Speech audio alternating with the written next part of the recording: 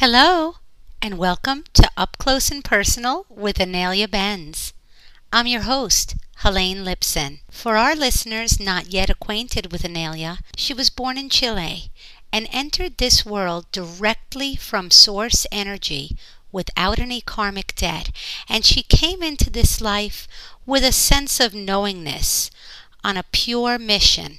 Her soul's purpose is to raise the vibrational level of the planet to a critical point that will allow a transitioning into the new paradigm, the new level of awareness for everything, for the planet and everything in it, every rock, every insect, every person. And to do that job, Inelia is a spiritual catalyst, awakening those asleep, helping those already aware to reach a higher vibrational level. And she's even traveled to different geographical areas in various ways for the sake of cleansing it so that the vibration can come through properly. Our Mother Earth is a living, breathing entity vibrating at different frequencies in each geographical location. As a result, the energy or vibrational tone varies from location to location, making some places around the world have a lighter, happier feeling tone than other places that might feel more stifling and oppressive. Today, on Up Close and Personal with Inelia Benz, we'll talk a little bit about Inelia's travels around the world to various places and the energy that exists there. Hello, Inelia. Hi, Helene. Hi. So we're talking about places you've traveled to and the vibrational frequency resonating there. I know you were born in Chile and you've moved to various places around the world. My first question for you today is, what is the highest vibrational place with the highest vibrational energy or feeling tone that you have lived? Yeah, that's really interesting because I couldn't really say that any one place is more high vibrational than another, personally speaking, though. However, I have noticed that if a person resonates with a location, wherever they are in their life, that location will be more supportive to them and they will feel more comfortable there in their reality than in another location. So, although I have I think you may be referring to power vortexes, right, around the planet, locations that are very powerful in energy. And those locations, they are often wide open, so the power is very powerful and very, very strong coming in, the chi, the energy coming in or through or in a vortex there. What often happens is then that those locations have been made sacred by different cultures and kept quite clean. But in modern days, you have people often search for and look for those locations.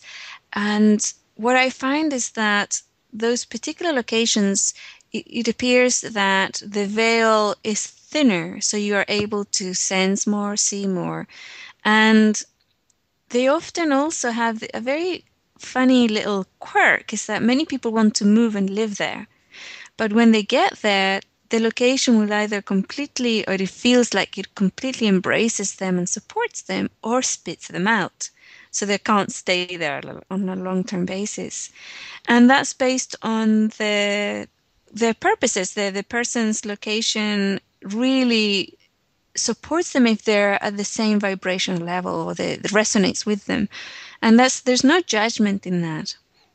For example, a little while ago, I mentioned that in another interview, I mentioned that I lived in Nottingham, in England, and the neighborhood where I lived was one of the most violent ones in all of Europe. It was very violent, very dark, very, very low vibrational neighborhood.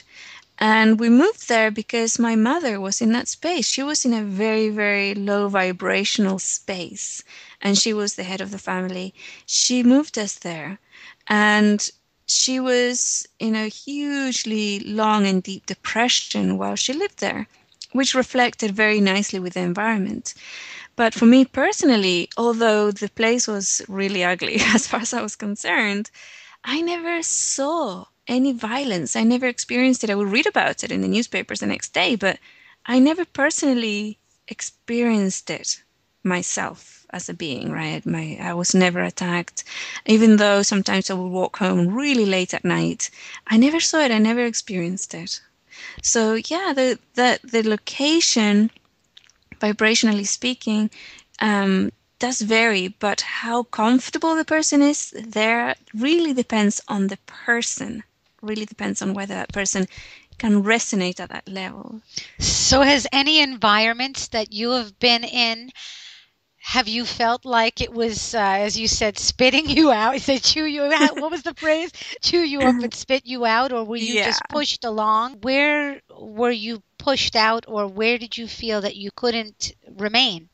that's really funny. I was about 4 years old and I was in Chile at the time, where that's where I was born. And I was tiny. I was really tiny, and we lived up on a hill in the suburbs of Valparaiso in Chile. And I was one side of the yard. You could look down the hill, and then you could see the sea in the distance, really deep and blue. And then you turned around and looked at the other side of the yard, and you could see the Andes, the mountains, right? And I would sit in the yard and I would look at one and wonder was beyond the horizon on the sea. I wanted to become a sailor so I could sail away. And then I would look at the mountains and wonder what was on the other side of those mountains. And I wanted to explore and see what was there. And it was intense. It was like an obsession. I had to leave. I couldn't imagine myself living there for very long. And I went up to my mother once and I said to her, Mom, when are we going to move? Because I really felt that energy that I had to get out. I had to get out. That's interesting. So you did move shortly after, or Yes, a couple of years after. yes, indeed, I did move.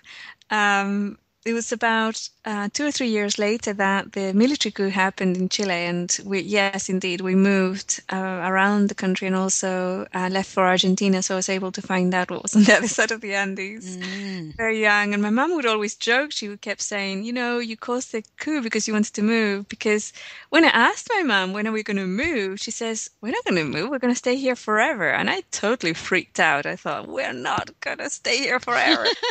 There's no way that I'm going to live my life here. And I was like 4 years old. I've been here my entire life. It was, it Well, was funny at the time. yes. Well, you went from England to Ireland. What Yes. was it like in Ireland? Well, if we go back a little bit, when we actually left Chile, we went to Argentina. So I lived in Argentina for a while. I can't remember if it was 1 or 2 years, but we were there for a little while. And then my mother moved to Scotland.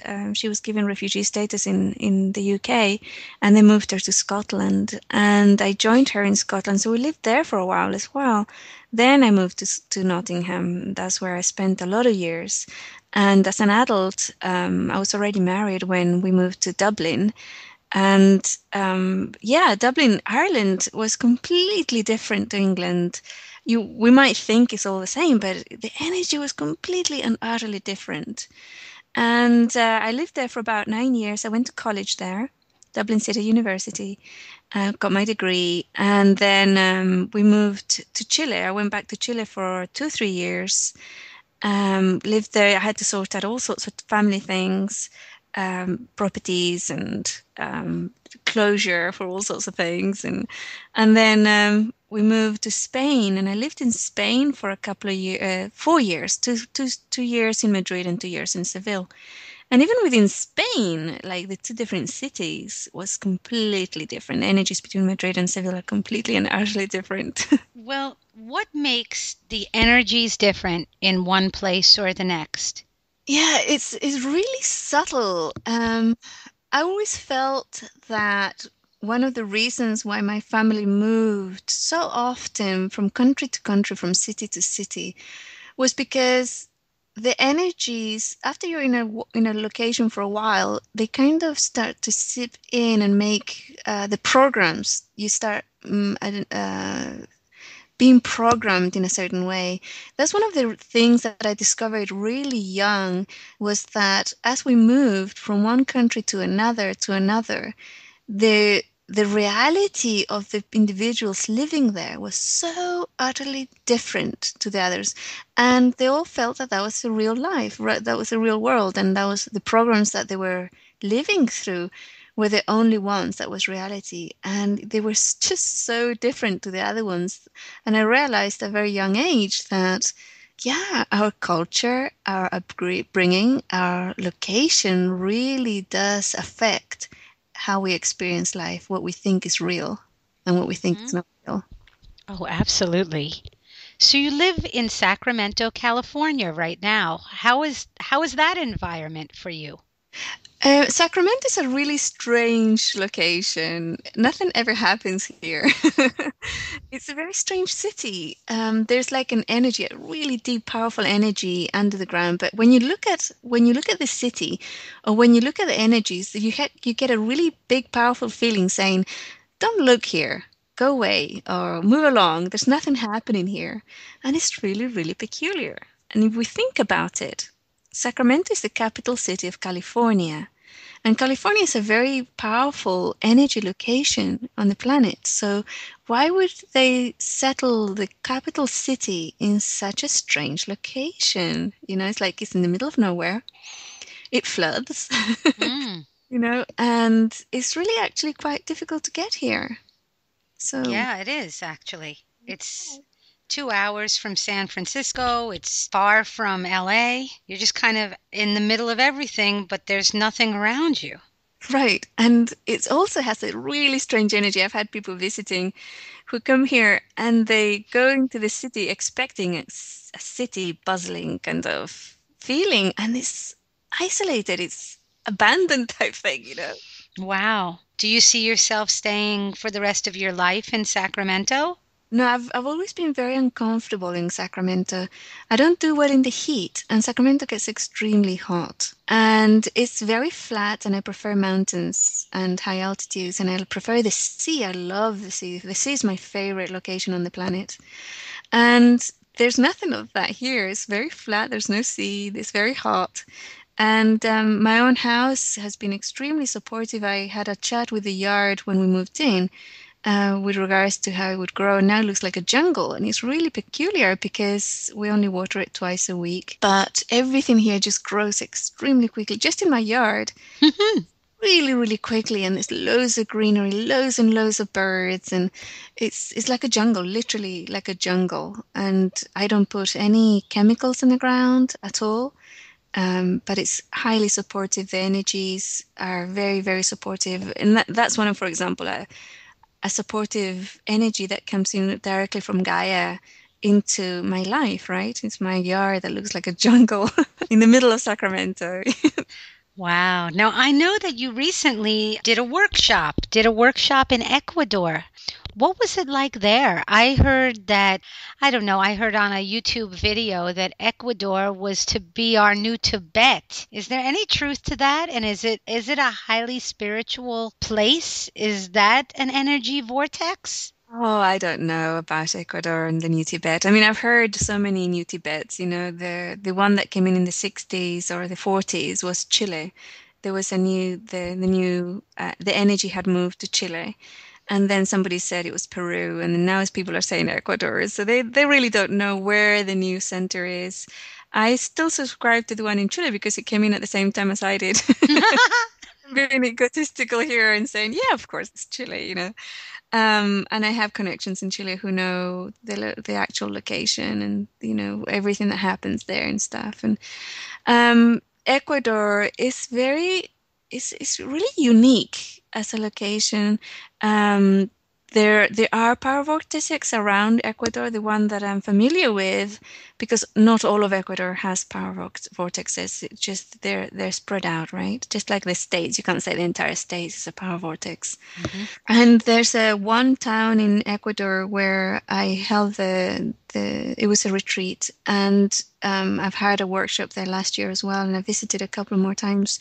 It's called Vilcabamba, and it does have very powerful vortex there, and it is one of those locations that attracts an awful lot of people, very loads and loads of Americans, Europeans, people from Africa, South America, um, Asia, all sorts of locations are attracted to Vilcabamba, and not many stay. A lot of people go there intending to stay there forever, but they only last a few months and they leave because they can't really stay there.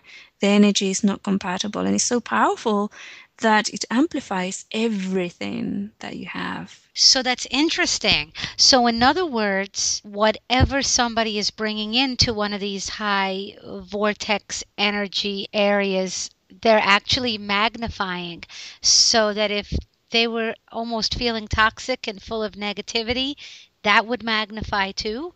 Yes, absolutely, will.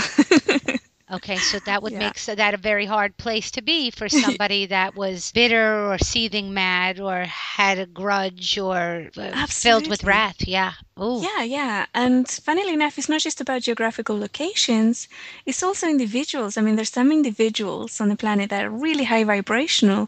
And whenever you hang out with them long enough, and there's gurus and enlightened people and all these things, and all these individuals, um, if you hang out long enough with them, you will find that too, that everything that you carry with you will be magnified and will become really, really in your face type thing. Like, everything comes out. You shine a light, and then nothing can hide. It comes out to be processed. It comes out to be looked at.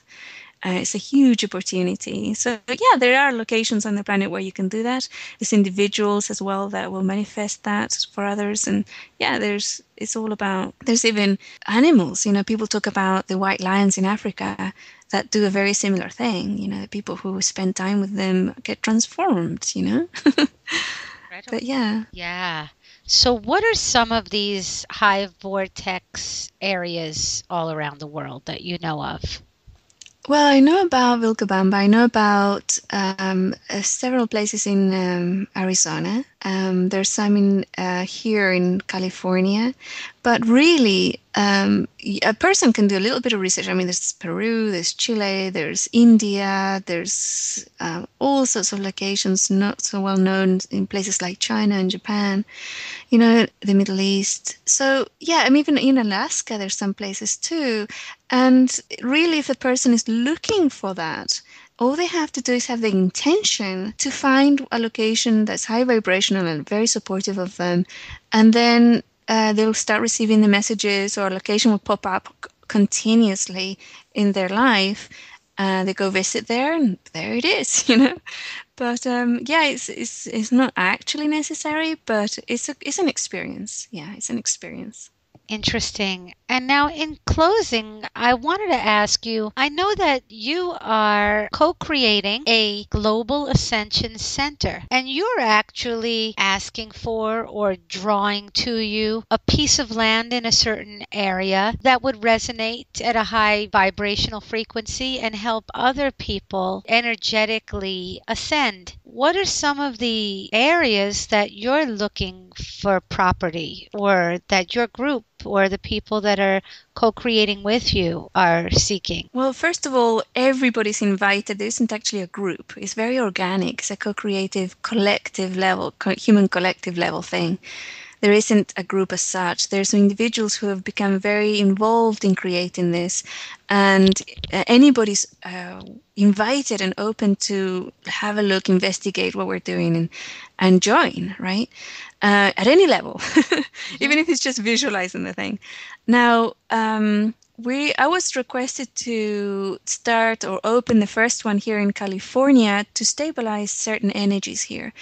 And there are thousands, literally thousands of possible locations, because it's not about moving into a high vortex area in order to open a healing center, for example. It's not about that at all, even though there is a healing center which is already being opened in a high vortex energy that's going to be connected to the global ascension center. It's going to have the same type of energy of co-creative. It's already been co-created, but the actual Global Ascension Center is going to be any field that where we're going to activate one of these power centers. We're going to create it, right? We're going to get together and join Gaia's conscious energy, source, conscious energy, mother, sun, conscious energy, and us, our physical bodies, and our soul and spirit. We're going to join them in one location and make them like fuse together so that anybody who goes into that field, or eventually there might be a building there, that can, when they go into it, and everybody will be free to go into it and sit in silence and tap into that template so they can do it in their own life. They can feel it in their own physical body, they can bring it into their own life, and then they go out and make another center somewhere else. Incredible. Incredible. And I know as we're getting ready to close, I wanted to ask if there's anything you wish to add about travel and high energy vortex areas or the earth in general. Yeah, I think that a lot of people who are waking up or have woken up in the past and have been working on a spiritual path, they feel that they don't have a home. You know, they sometimes they feel that they can't really connect. And the way to really connect, again, is like to have the intention to have a very supportive environment and allow your physical body to connect with the physical environment. And if you feel very powerfully, very strongly that you have to move away from wherever you are, do it. Move. And if you feel very powerfully that, you know, maybe you should stay where you are, then stay. Gaia really is very efficient at calling individuals to support locations that need stabilizing. So many people who are very high vibrational will go to live in low vibrational locations or very unstable locations geographically to stabilize it, to stay there and stabilize it. But if you feel that that's not your role and you have to move, then do it. Have a look, search, have the intention, and find the location where you can settle in and allow your body to feel at home. Ah, yes. Well, thank you so much. Thank you, Inelia, and thank you to all of our listeners for tuning in to Up Close and Personal with Inelia Benz. This is Helene Lipson, your host. Till we meet again, love, light, and blessings to all. Namaste.